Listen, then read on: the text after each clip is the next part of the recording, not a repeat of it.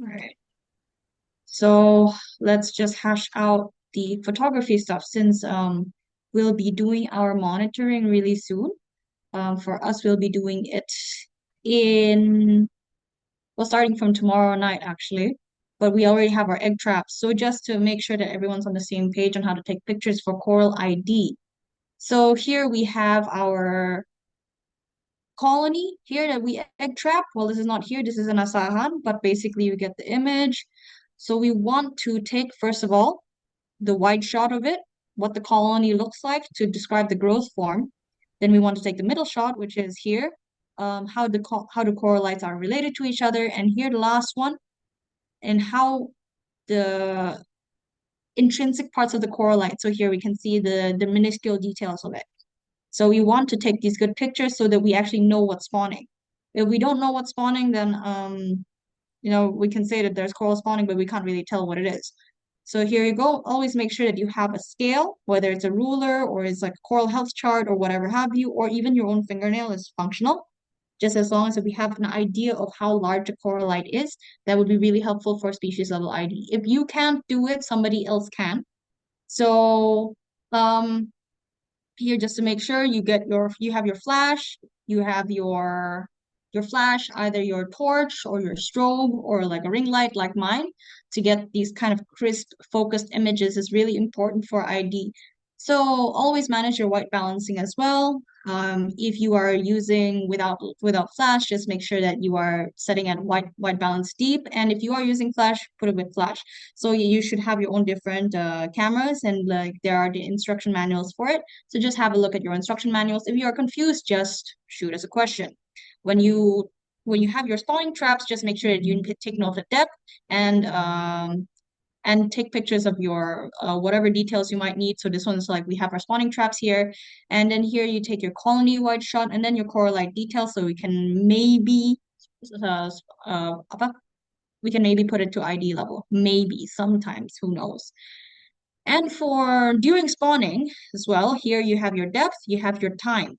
These are very important to take pictures of, especially since tomorrow night be doing it at night as well, so it'll be very dark. So we really want to know the time and we really want to know depth. And take your colony wide shot and then coralite details. Don't forget that you need to take pictures of like different coralites throughout the colony. So for example, here's a table. So you want to take the ones in the center, which is usually different from the ones on the side. Then, if you are so willing, you can post these pictures up on iNaturalist, and then, you can mention to me or somebody else or whoever might be able to identify it, and then, somebody might end up doing it. And that would really kind of help kind of peer review your observations. So it's not just one single person thing saying, I think this is a pavona, whereas it might be a Gardneroceras. So you don't really want that going on. So it's best that you actually can ask people, and that can be done through a naturalist. As just a reminder, this is a kind of a way that I have learned how to identify. And these are the rules and guidelines that I have made for myself. This is not meant to replace corals of the world, but instead attempt to supplement what you have in the corals of the world and help to supplement what you have on Coral Finder. So it's not meant to replace, it is meant to supplement. So let's get started. Oops, too far. So yesterday, I think I left it at Turbinaria, but I think I should go back to here. Yeah. So let's resume where we left off last time. So here off, we have the medium level of identification. This is very relative. These are all sorted to like how I think it is easy to identify, too hard. So um, this is just a very basic guideline. The way I set up this guide is to group similar looking corals together. So first of all, here we have turbinaria, and turbinaria is sometimes what you quite see commonly as well here in plating forms, and then sometimes they form huge faces and huge tears. Their characteristic is very smooth looking spaces between the corallites and small corallite sizes. So it generally looks really smooth. Tentacles are very rarely out in during daytime. And generally you would start to see them in either yellow or grayish brown. So you can kind of see that the areas between the corallites tend to be quite smooth. By the way, if my connection cuts off or like you can't hear me anymore, just let me know via chat or if you have any questions. So yeah, you can see that the areas between the corallites tend to look quite smooth, and the corallites itself tend to look a bit noodly, I would say, like form little bumps with the corallite tentacles facing outwards of the colony. You can find this in both folios, encrusting, and massive forms sometimes. Very rarely you can find them in massive forms, but they do exist. And next is something quite similar. It used to be in Turbinaria as well, but is now classified as Duncanosamia. It looks quite similar when the tentacles are inside, but this is actually where the ruler comes in to take pictures. So you can actually see it looks quite similar, except it looks a little less noodly, and the corallite sizes tend to be quite larger. So here, so in Turbinarias, you would usually see corallite sizes of about 2 to 3 mm, 2 to 4 mm, let's go with that. And here you would actually see corallite sizes of about 4 to about 6 mm. And they tend to have tentacles out even during the day, where and they still have these kind of smooth spaces in between the corallites as well. So generally you would start to see them like this, more of a plating form. The most common species here in the Indo-Pacific is Duncanosamia peltata. They tend to form thicker plates than Turbinaria does. So here you can see it, all the tentacles out. So generally they start looking like this. So just make sure you take pictures with a ruler. Then we start getting to the really confusing bits. This is Marulina. It can be mistaken as other species as well, other genus as well. So you start to see Marulina starting in an encrusting form, but then they turn into plates like this one. So this is a plating form of Marulina. This one tends to have, I would, I usually call it the zipper pattern. So they have these kinds of like zippers that go through and forth the walls. And the ends of these lines, the ends of these walls tend to form at a perpendicular angle to the end, to the edge of the colony. They also sometimes form upgrowths. So these little knobby things on the surface of the coral of the plate itself. Or, they might not form upgrowths at all, and then they just look like they're encrusting. But generally, if you start to see this kind of like zippery kind of stuff, it's quite good. Just make sure that you don't mistake it for another genus that I'll show you later. There's three main genera in here in the Indo-Pacific, well, especially here in Banda. So this is Leptoceras Marulina scabricula. They have a very sharp, well, relatively sharper walls compared to here, Marulina ampliata, which form a bit more rounded walls. And then here's Mycedium. This is a genus that can be either very easy to identify or very difficult, and it really depends on how it ends up forming in your site. So the very, very basic rule is that it forms noses that end radiating out to the colony. These are the three main species of Mycedium here in Banda. So this one's Mycedium robokaki. It has little noses, and the little noses always end up with tentacles outside. Well, not always, but mostly. And then these kind of they always point outside of the colony. Well, there's always some middle stuff here that's not really very, very clear, but generally you can see that it looks relatively smooth, and the edges don't also look very pointed. This is a Mycedium elephantotus that also have these noses that project out and also have these edges that are more serrated than Robokaki. Then you have Mycedium mankaoi. Now this one can grow similarly to elephantotus, especially when they're small, but they also have a tendency to form tiered plates, which you don't see with Elephantotus. Um, but the issue here is that this is a very clear specimen. However, Mankawi can also develop into very unclear specimens that look like other genera as well. So generally you start looking into if you say maybe find a specimen that has a bit of tissue loss here, you can actually see that the edges of this look different than the other genera. But that's if. If any questions, post it on iNaturalist, send it to the group, and maybe somebody can help you. Okay, so here is Echinopora. Well, the easiest Echinopora to identify is here, Echinopora horrida. So Echinopora horrida is relatively easy to identify. They form these knobby growths. They look bumpy and stuff like that. We call them, well, my friend calls them witch fingers. So, because they form like these kinds of like crumpled branches. Meanwhile, most form either encrusting growths or plating growths. So this is also an echinopora as well. And they form very, very tiny corallites sometimes, or maybe even larger corallites. But the characteristic is typically, if you see the mouth here, it actually radiates out. Like there's like septal, there's bumps that radiate out. There is generally some kind of form or structure when it radiates out. So like it radiates out like that rather than like forming a circle. It radiates like a flower blooming. But I will not fault anyone for mistaking this as another genus, and that is Oxypora and Echinophilia. Now this is genuinely like one that I still have issues with because there are some Oxypora that look like Merulina, and there are some, that look like Mycedium, like the little nose ones. And there's, well, Echinophilia is another issue as well. So Oxypora and Echinophilia are in the same family as Lobophilia, except they decide to go for a different form.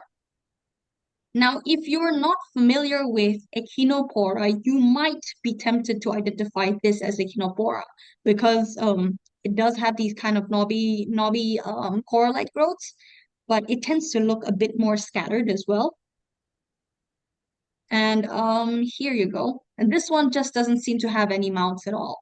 So when I would identify Oxypora, I would tend to look at how the coralite itself is arranged and how the septal blades look around the mouth. The best way to train yourself is to look at other pictures of Oxypora and Echinopora and Mycedium. And then sometimes you get stuff like this. This is an Echinophilia. They tend to have more irregular growths than Oxypora. They tend to.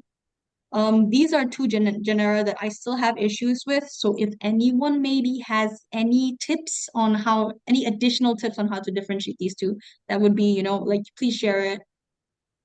So that was medium somehow. So we're going for the hard stuff now. And this is where I start gathering things up into clumps because I wouldn't say that these are very easy to identify. I would say like I even have challenges with this stuff. And there are some that are relatively easy to identify within the family, and there are some that aren't. So we'll start first with the Fungidae. So normally people, when they think Fungidae, they think of all the solitary stuff, but they kind of forget about the other forms of growth that they can actually take on. So there are encrusting growth forms. So like on the left here, you have Cantharellus. I think this one is Cantharellus jebii, but it looks a bit strange. So if you look at Cantharellus jebii, it kind of looks like a fungidae that just hasn't released, but it's a complete encrusting growth form. And you also get Cycloceres mokai and Cycloceres explanulata. Now, these actually used to be in Pavona, but it's been so far removed and also put in Cycloceres because of genetic evidence. So if you remember, Pavona last time has like this kind of flower pattern that this one also does have. But the difference is that Pavona explanulata, the plating form of it, tend to have a bit more spiked center. the flower tends to be a bit more spiked up as compared to Cycloceres, which has a more rounded edge to it. I hope that you get to learn more about this yourself. You can look at other pictures online, but also remember that all fungidae start off as encrusting, as babies. They all start off as encrusting. So just because you see an encrusting fungidae doesn't mean that it's a Cantarellus, and it does not mean it's Cycloceres mokai either. It all starts that way, and they're all juveniles, and sometimes the juveniles cannot be differentiated. So juveniles, obviously, they don't spawn just yet. So you can kind of skip through that for a moment. But this Cycloceres, I would very much like to see spawn. And then you get your weird plating stuff. So Podabachias tend to be a bit more common here in Banda, and they tend to form either big plates like this one, tiered plates as well, and then they also form strange plates, strange vases, I would say. So this can also be mistaken as a Leptoceras. It can be, but the mouths tend to be a bit smaller. This I have to say is very challenging. This is very common Podabachia texture to it. It has a very small like center of the mouth. Let's go with that. But it is also mistaken as Lithophyllon. There is currently a taxonomic fight that I'm not going to wade into. But generally, Podabacia and Lithophyllon, these two are very different genera.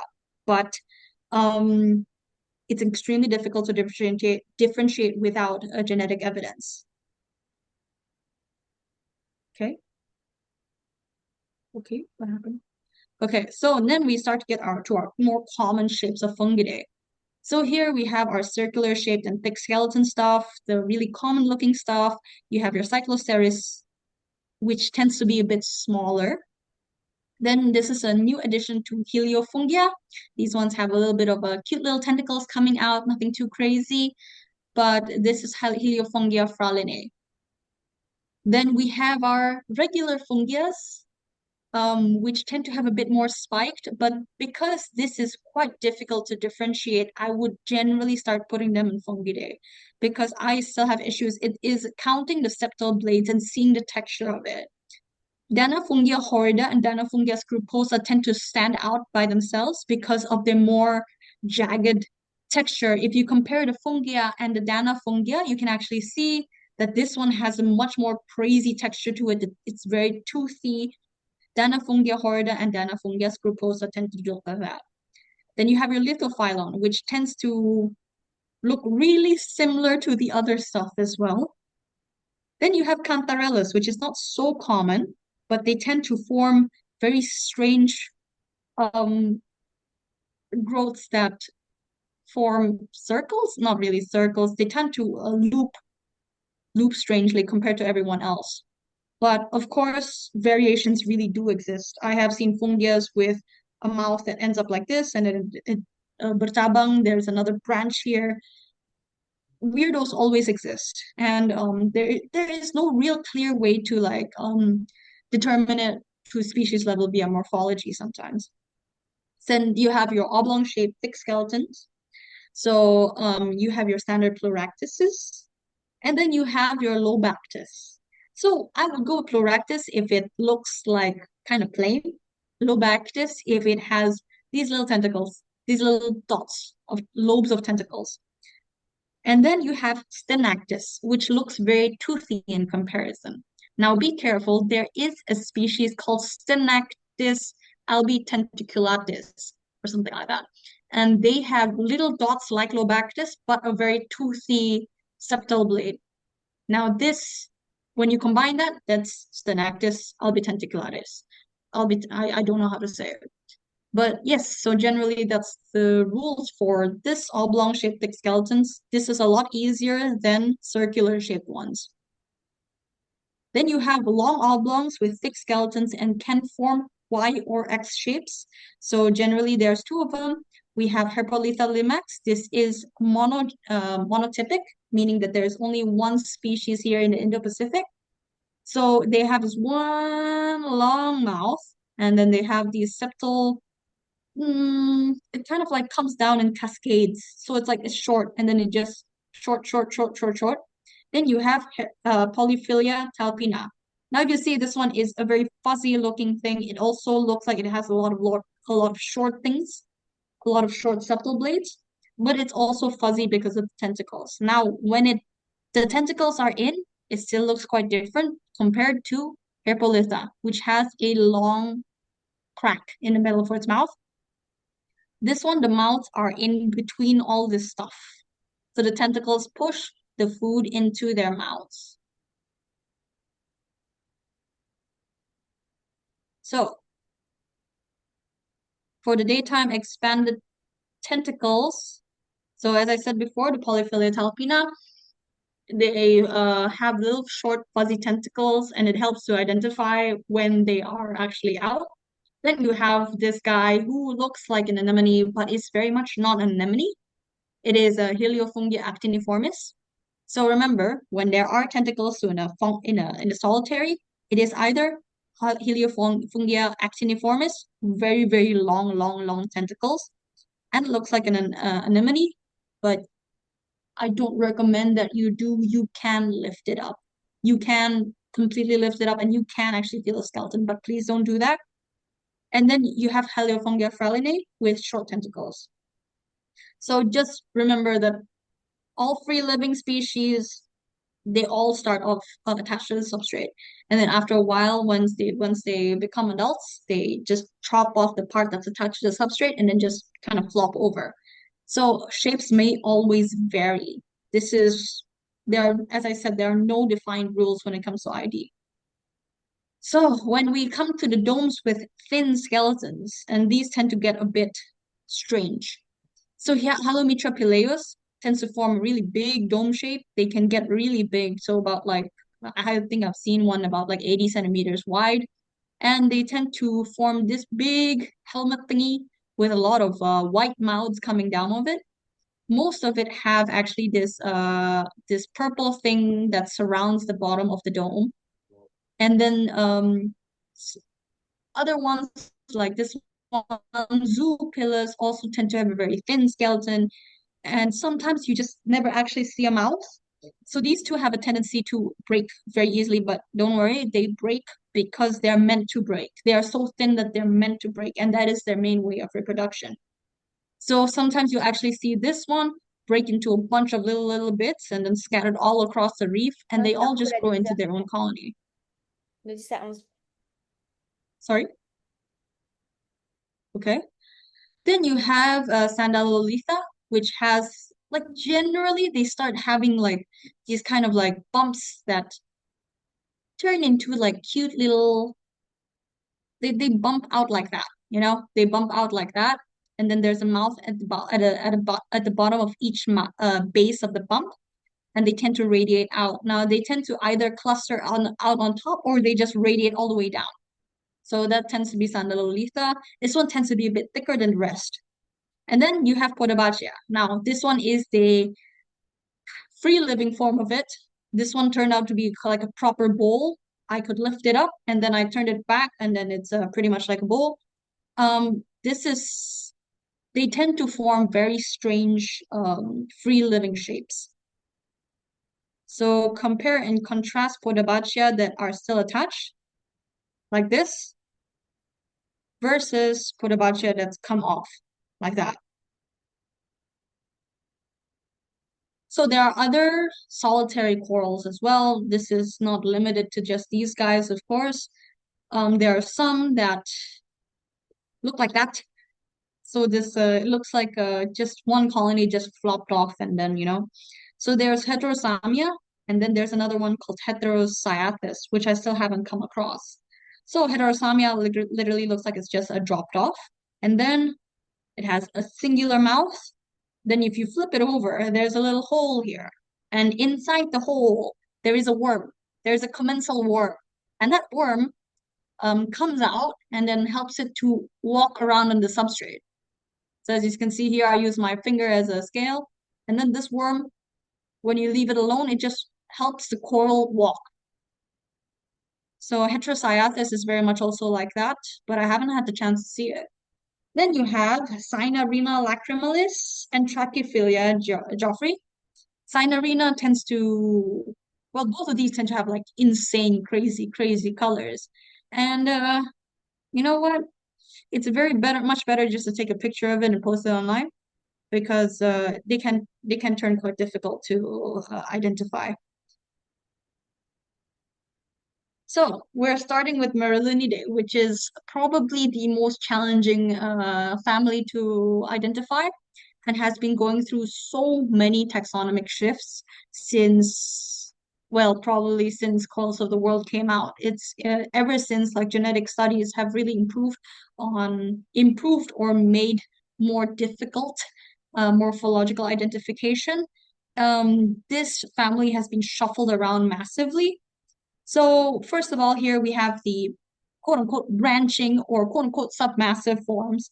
So this one is, I would call it the more branching form of Merlinidae, and this is Asterosynglia.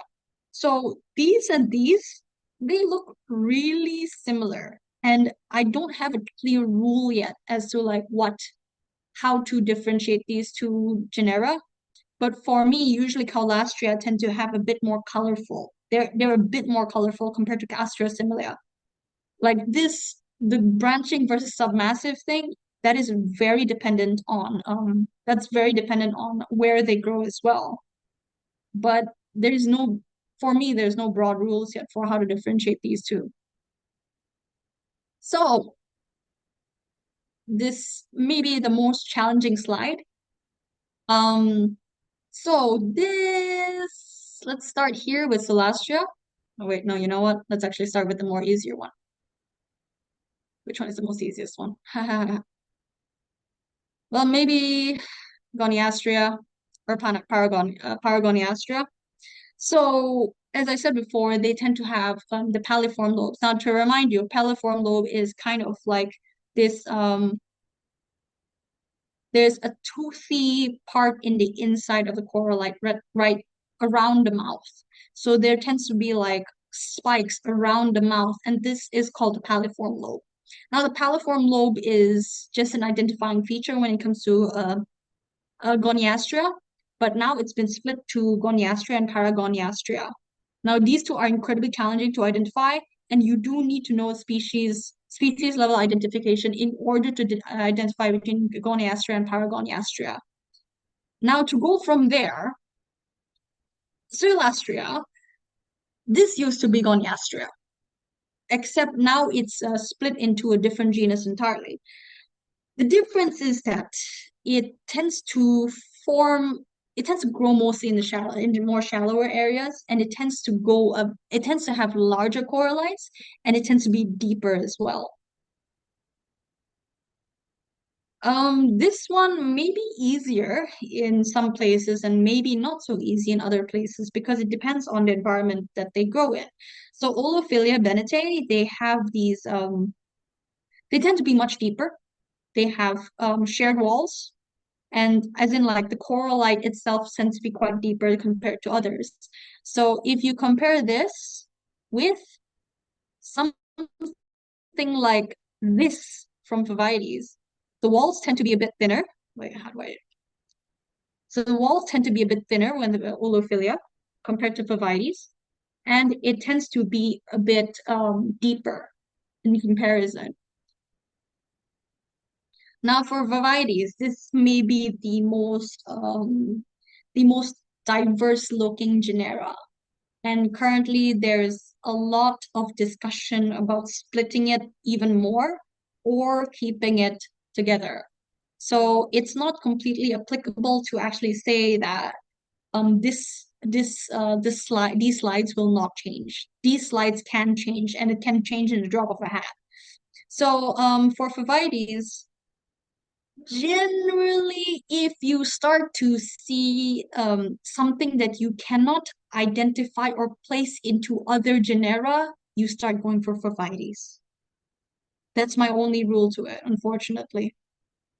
Dipsastria is, well, these have a very, well, not to say characteristic, but generally they have separate walls. So if you look at these, well, maybe not this. Okay. So this actually has separate walls.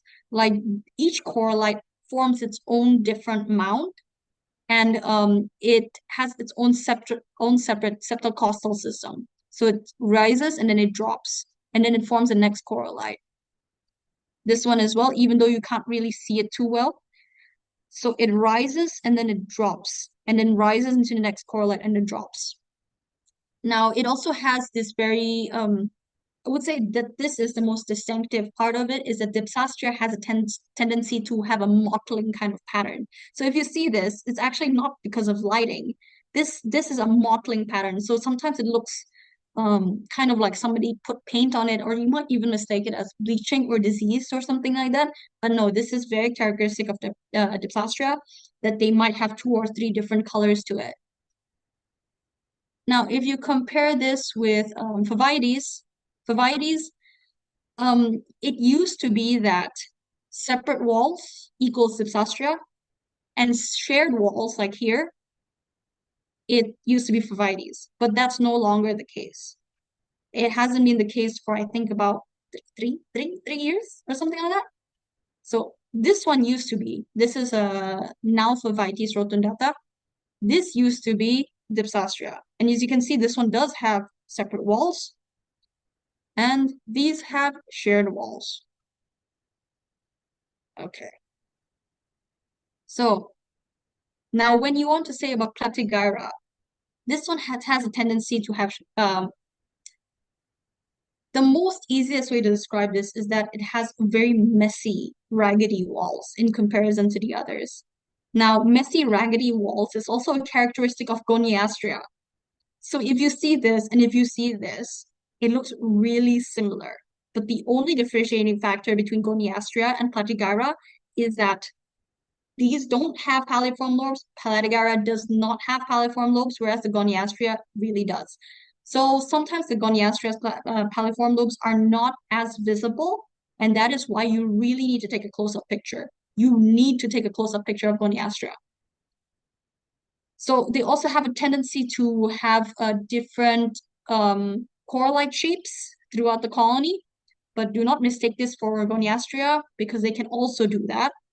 And that's why it's also really important to take pictures of it in zoomed in. So you can definitely see here there are no paliform lobes to it. There are no paliform lobes here, and you can't see it here, but you can't see a paliform lobe as well. So Platygyra, do not forget, can form more of these kinds of shapes of coralites. Oops. Now, then we have the guys that form um, what I would call meandering valleys, which is what the terminology is in Coral Finder as well. So Platygyra also has a tendency to form these kinds of maze-like things. Remember the last slide, they were looking like regular coralites. Now they form also these kinds of maze-like things. So they tend to have relatively equal-sized valleys and equal-sized walls. So it looks more like that. And as I told you, it looks messy.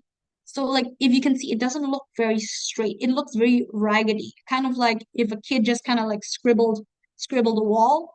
That very much looks like that. Messy corners to it. Messy corners. So like it looks spiked, it looks messy with like a lot of mouths within each one meandering thing. Compare and contrast to Olophilia crispa. Now there's another one, Olophilia levi, but let's not get into that. But Olophilias with meandering walls have a tendency to form much larger valleys, much larger and thicker walls compared to Platygyra. So here you can see that, okay, that's my finger there. My fingernail's probably like two not even 2 centimeters. So like you can see that each from one end to the other, it's probably what, 1 centimeter or something. And here, contrast with this is about 1+ centimeter between the walls and like in the valleys as well, 1+ centimeter. So if you can see, like compare these two, really. Like you can actually see that the walls are much thicker and the valleys are also much thicker in comparison to Platygyra. So this is one way to tell Olophilia bennetei. And then here is Goniastria, which also tend to form elongated corallites, elongated, but they are always present with a paliform lobe. Take pictures with scale. Then here, Leptoria. There are currently two uh, two species within Leptoria that you should take note of here in Indonesia. One of them is Leptoria phrygia, and one of them is Leptoria irregularis. And they tend to form these big mounds. When they're babies, they are very much encrusting stuff, but when they are adults, they form big mounds with a zipper texture. Now, this kind of zipper texture, when you start to see massive and zipper texture, then that is Leptoria. There you go. That's another form of the zipper texture.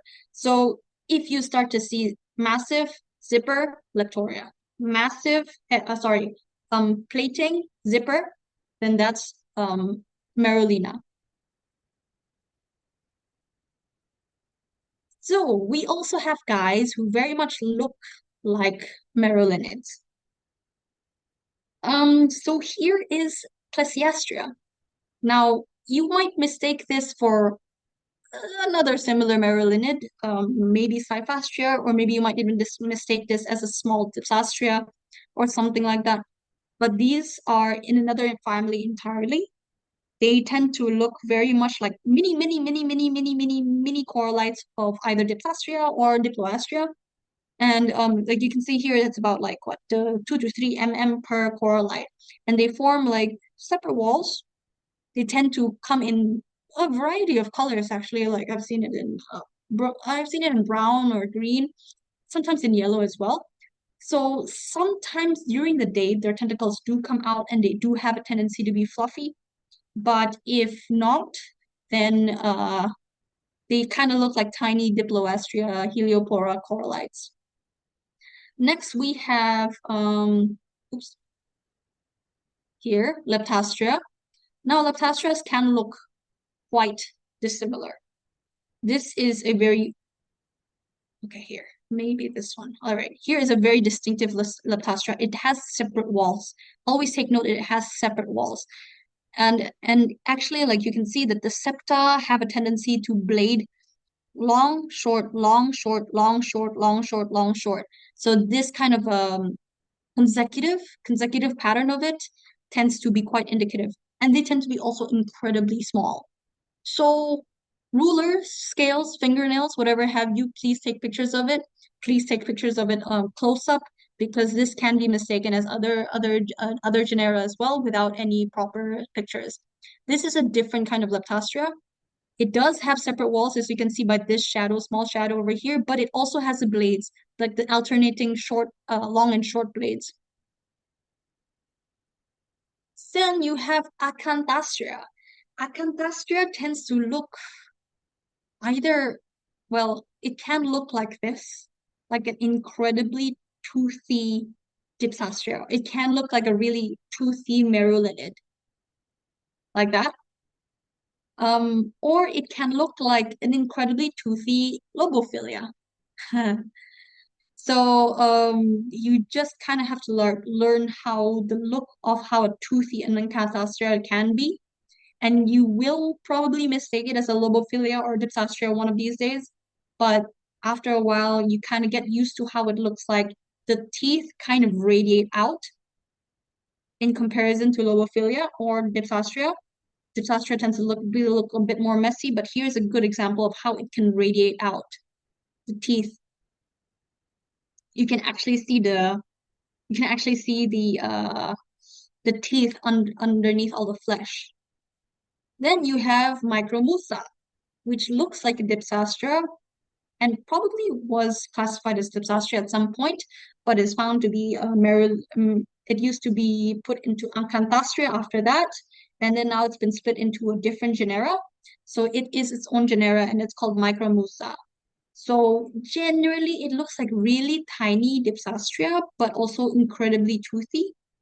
but it is also easily mistaken as other species of Dipsastria. So you have your bubble corals. This one tends to be a bit easier, guys. Hang on with me. So your bubble corals tend to also sometimes start off as it looks like a solitary coral. It starts looking like a solitary coral, but then it gets a bit bigger. So this is a Plerogyra. It does tend to start off like this, but then it starts to get a bit bigger. And your Plerogyra can form into branching or submassive forms. So this is when you see it not completely like grown out into submassive forms yet. You can see the bubbles are on stalks. Last year I did get Plerogyra simplex, this species, in spawning in November, I think. So I'm hoping that we get to see some here as well. So generally their stalks tend to form grape-like vesicles. So like these tend to have a more rounded, large grape-like bubble compared to everything else. Euphilia form straight, stringy tentacles. Um, Sometimes they're not very long. I just remember it as very noodly. There's also a species called the flat tentacled Euphilia, which I mean, I think you can see like it kind of looks like noodles. Then you have your Fimbriaphilia, which tend to form extremely strange forms of tentacles. So this one, I think they call it frog spawn coral because of the strange bubble formations that it actually makes. So just remember, grape, Plerogyra, noodle, Euphilia, and weird shapes, Fimbriaphilia. Now, sometimes they form massives or submassive kind of types. So here is the most common one, probably it's easiest one to recognize after a while. If you start to see a massive coral with bubbles that are either round shaped or teardrop shaped, you can see that it is Physogyra lichtensteini. If you waft the tentacles, it forms these kind of meandering forms. So the tentacles the meandering always is surrounded by tentacles. So sometimes you would see it completely without bubbles. That's normal. Or you can see it sometimes incredibly fuzzy with tentacles. That's also incredibly normal. And then you start to see this big bubble thing. This is also Fimbriaphilia ancora. So compare and contrast this with Fimbriaphilia. I forgot what species this is, but you can see that the tentacles also look very strange. So this one has a frog spawn type bubbly kind of thing, whereas this one has a tendency to look like kidney beans. Now, if you waft it, it goes in like that. So you can actually see the meandering and it goes submassively. So it's not a complete like compact mound. It just looks like it because of the tentacles. So just remember, Plerogyra, grape, Euphilia noodles, Euphilia, Fimbriaphilia, weird shapes, Plerogyra, either bubbles, round bubbles, or teardrop bubbles. Then you have Tubastria and friends. So I have no clear and distinct rules. And to be very frank with you, even in Coral Finder, it also doesn't have like clear and distinct rules of it because for one, like this family is generally very understudied. They are their family Dendrophilidae, and these corals are azooxanthellate, meaning that they do not have symbiotic algae within them. Now, remember, there are zooxanthellate dendrophilids like Duncanosamia and Turbinaria. They have zooxanthellae, but these guys do not. Now, the most recognizable one is maybe here on the right. It's usually like a nearly black, dark green kind of branching thing. It's quite common in deeper reefs, especially. And here you have these kinds of strange orange stuff and they can be orange, they can be pink, they can be yellow. You can call them sunflower corals as well because they do have this really bright thing, but they do not have zooxanthellae, and they're primarily they well not primarily they only eat They only consume organic matter from everything else. And then you can also find them mostly in caves. You can find them in overhangs because there's not much competition. There's not much spatial competition there. Other corals can't grow where they can. So, but they don't tend to grow very fast. They tend to grow rather slowly because they don't have that much energy to actually since everyone else uses photosynthesis, they don't have that much energy to use. So I would usually just put it as Dendrophilidae.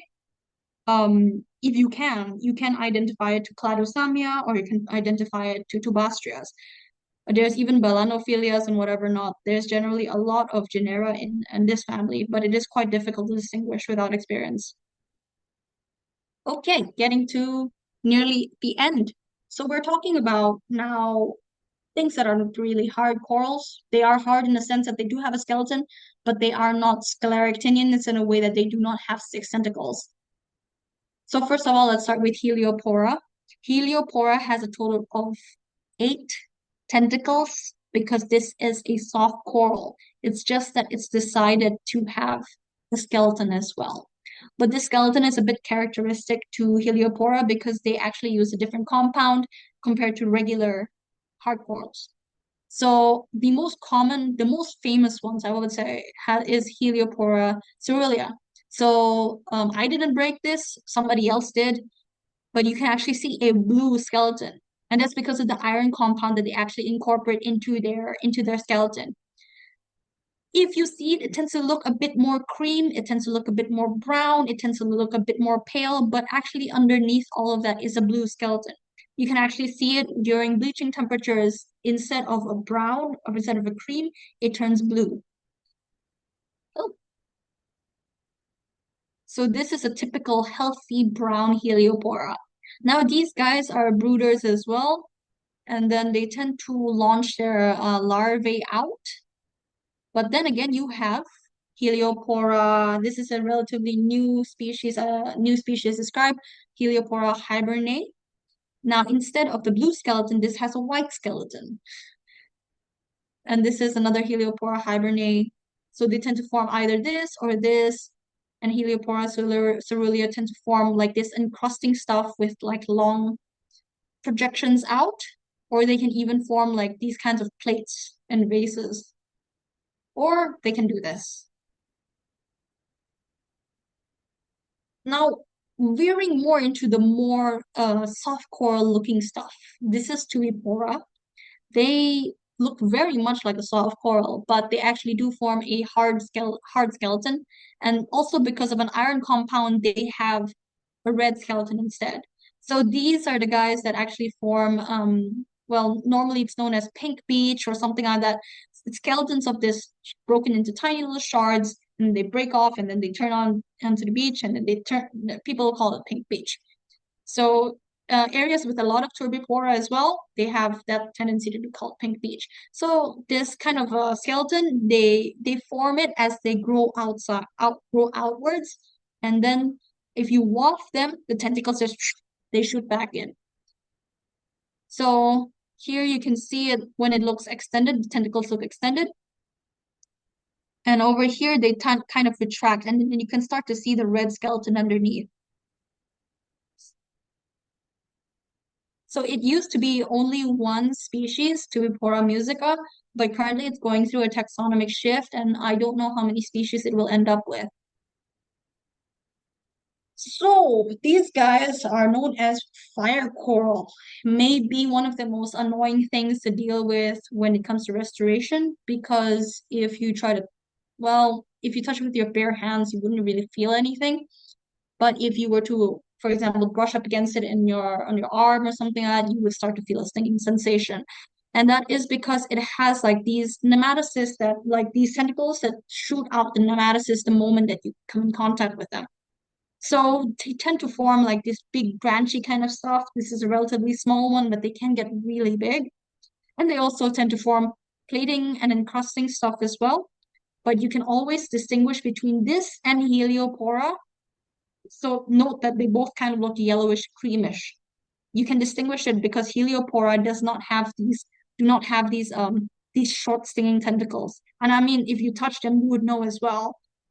And the Stichopora is another thing. It's not so common in some places, but in areas like in Banda, for some reason they are incredibly common. They are also a hydrozoan.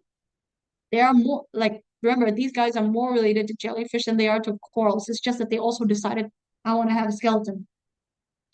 So these guys tend to go in more purples, sometimes they go in yellows, sometimes they go in pinks. It's really cute, but they can still sting you. Do not try to touch them. They don't tend to get very large. I think the biggest one I've come across is maybe like 15 centimeters in diameter, but Meliporas tend to get quite large. Okay. Thank you guys for listening. That was a lot of coral. Do note that this guide does not include rarer stuff like Stylostinella or Claustria or whatever have you. And we don't include anything that might be only in Australia, like Australagyra, I don't know how to say that, or Montastria or Paramontastria.